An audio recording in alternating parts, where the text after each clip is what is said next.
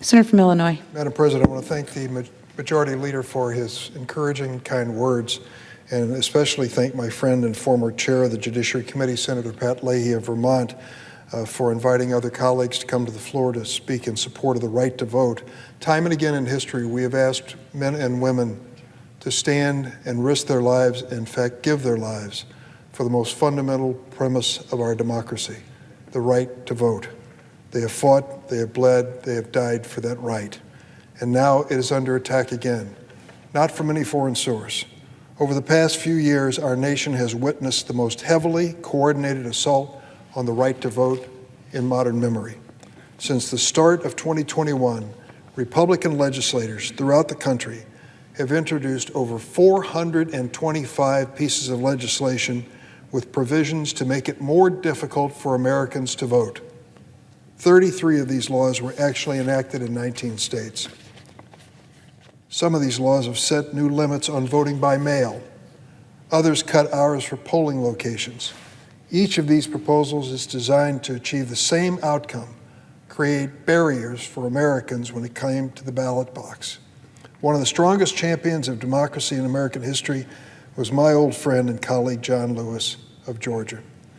Days before his passing, John wrote, quote, "Democracy is not a state, it is an act, and each generation must do its part to help build what we call the beloved community, a nation and world society at peace with itself."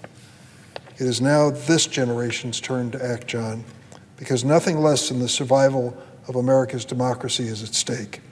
At a moment when lawmakers across the country are rallying around the big lie to strip away our constitutional rights, we in the Senate must have the courage to step up and protect those rights.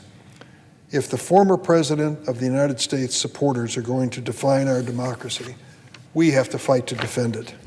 We can begin by reinvigorating one of the most important pieces of legislation in modern American history, the Voting Rights Act of 1965. Now, I'm sure there are folks who are watching this at home saying, wait a minute, how can a piece of legislation signed into law more than 50 years ago be the solution to today's challenge to democracy?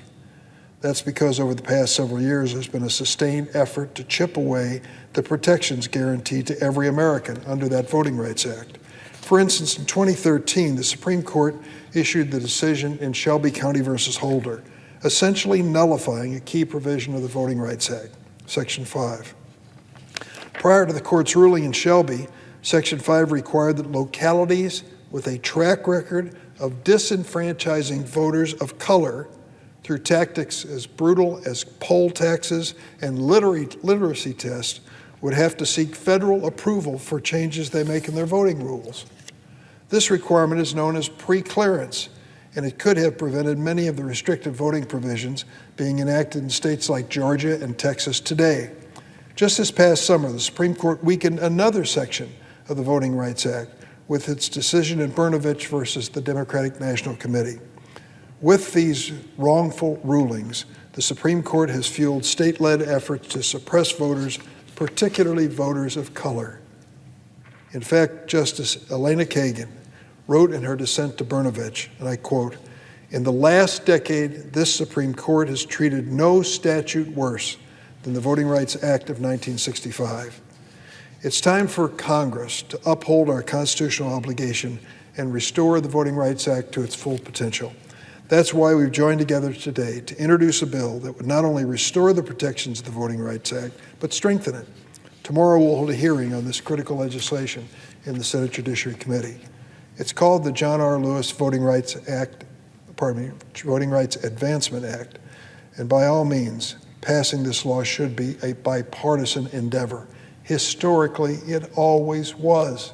It wasn't until very recently that the Republicans, the party of Abraham Lincoln, decided that they would no longer join in our effort to reauthorize the Voting Rights Act. It wasn't that long ago that it was bipartisan and passed easily.